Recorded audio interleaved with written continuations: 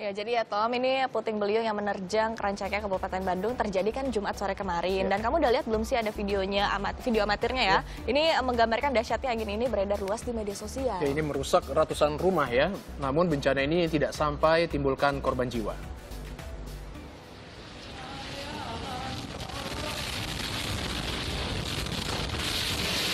Ini dia video amatir angin puting beliung di Rancaikek, Kabupaten Bandung, Jumat sore kemarin.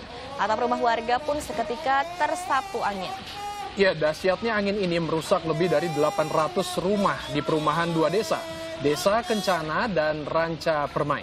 Biasanya merusak rumah warga, kencangnya angin juga menumbangkan sejumlah pohon dan porak-porandakan kendaraan yang terparkir. Tadi mah tarik pisan, Bu. Tadi masih siga, iya, siga, sweet. Tuh, halo,